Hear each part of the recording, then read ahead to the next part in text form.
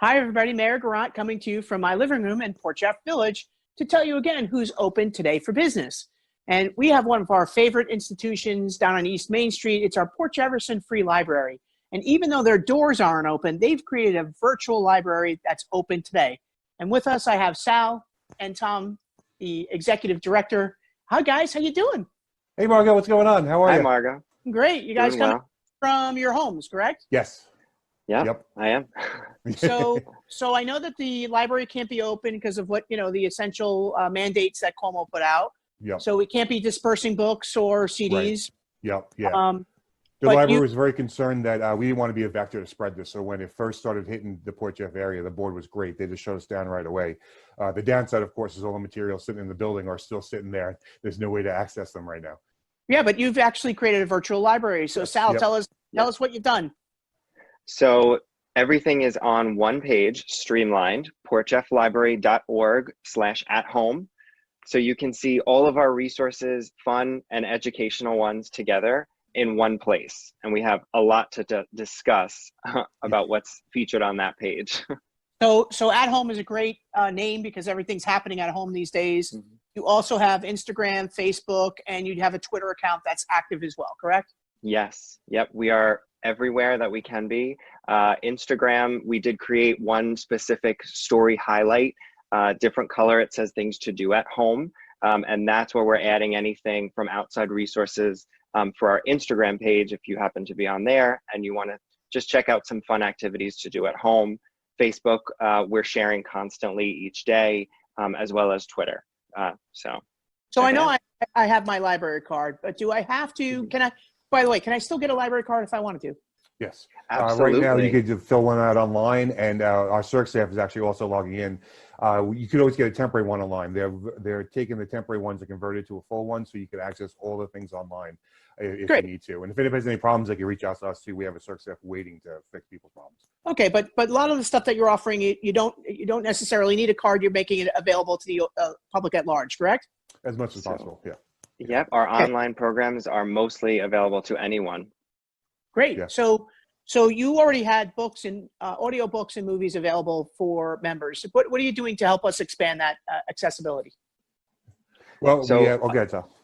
Oh, sorry. A lot of our companies have, they've loosened the restrictions. So you can access certain items from home, like Ancestry.com or JSTOR if you want to read about some literary articles and whatnot. But what we have done specifically is increase the amount of checkouts for movies if you want to browse a movie or a documentary from home. And the amount of purchasing of ebooks has gone up just because that's where everyone is accessing books right now. So Sal, you guys also have a teen center across the street. So what are you doing for the teens these days? So the Teen Center has been very instrumental in reaching out to all the teens that they can. And they're doing a lot of online meetups because that's what a lot of the kids like to do. They just came after school every day and hung out. So they're doing that online now, and they get to see all their friends that they normally would in the building. They're doing a lot of game nights, and then that spread into the children's department with family game night, and then that spread into the adult department. We're going to be starting some game nights too. So it's come and have fun with us and ask us any questions that you might have about the library. So and Sal, I know, with the teen center, kids getting together is great, but, a lot of our students, we're supposed to be getting student community volunteer hours. So how are you working with them? Yes, so the Teen Center also created a lot of online community service opportunities, ranging from submitting book reviews to adding ideas for their summer challenges, to creating cards for essential workers at our local hospitals, or even just putting a rainbow out in your window just to brighten someone's day on their walk. So there's all of that's online. So you're actually putting the teens to work and being productive in their time. Yes. Mom is appreciating that too, as I'm sure. That's fantastic. Now, I know you're partnering with a lot of different merchants and helping them promote and do programming online. But Tom, tell us a little bit about how you're reaching out to the community, for some community assistance and community help. Well, our big thing is what we call a Helping Hands program. We have social workers on staff that we're meeting at the library a couple nights a week, and we transition them to online. So we have a GoToMeeting account, and they are meeting either one-on-one with patrons or in groups, because this is a tough time for everybody. Everybody's stressed. Everybody has high anxiety. So we felt that this program would be perfect to switch online. And Jessica and Allison really rolled with the punches very quickly. And they are available to talk to anybody about anything. It's 100% confidential. It's like meeting with a social worker, basically, that you get for free through the library. It's helping hands at portjefflibrary.org, or just reach out to our library in any way and they can set you up an appointment for them. That's wonderful. Yeah. Thank you for providing that support. It's just having that extra person to talk to that's outside the household, just to hear you and have a caring ear. Just have somebody to talk to. Yeah. Two more groups I want to talk about. Moms. Come on, Sal, what do you got going on for moms? Because moms are getting hit from every direction. Tell us what you do. Absolutely. So moms are teachers now also. So we have a lot for moms, for parents, both parents and educators. Our children's department has a lot of resources that they've already had, and now we're just sort of directing people to. So we got Scholastic Teachables, which is great. It's more activity sheets to enhance that educational experience from your living room or your kitchen.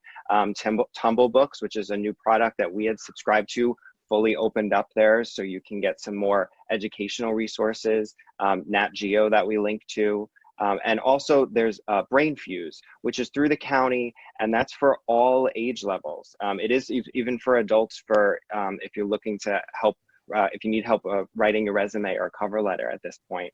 And even for kids who are, grades K through 12, they've expanded their hours. So you can get one-on-one assistance with an actual educator, a certified teacher, whenever you need. If you want to email it the night before and they'll respond the next day, if you want to meet with them one-on-one, that you just sign in with your card, any library, any card in the county.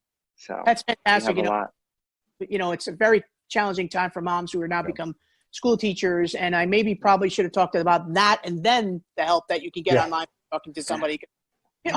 Another group, Tom, our senior citizens, sometimes they're not so tech savvy. So how can we help our seniors? Yeah, so we felt this out too. We realized they might not have access to Facebook or any of our online accounts. So we set up a Google number so that they can call in a couple hours a day. It's monitored. If not, they can leave a message, and then our staff would get back to them with any of their questions, either about their card or what resources we could do. Maybe they're not seeing Ballone's announcements, so we're keeping a track on those, or Cuomo's announcements. So we have that on our webpage, but we could also tell them, what's going on, what's the government doing, that kind of thing.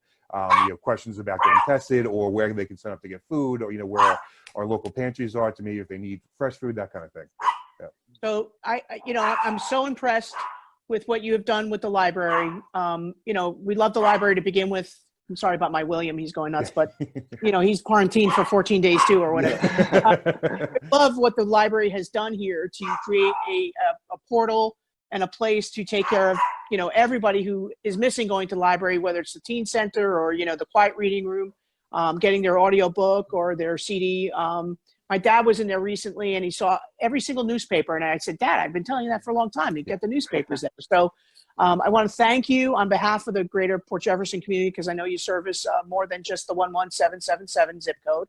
And thanks to you and your team who are still at work, helping us stay well and stay informed and have resources to all your cultural learning activities. And just can't wait to see you guys in person. Yeah, definitely. Margo, thank you so much. Yeah, can't wait to see you in person too. Thank you so much. Keep it up, Sal. I love seeing you put up posts, signs for the Rotary, thanking the front. That was great. Of course. Thanks for everything. Happy to do what we can. All righty. Stay well. See you soon. You too. Margo, thank you. You're welcome. Thank you.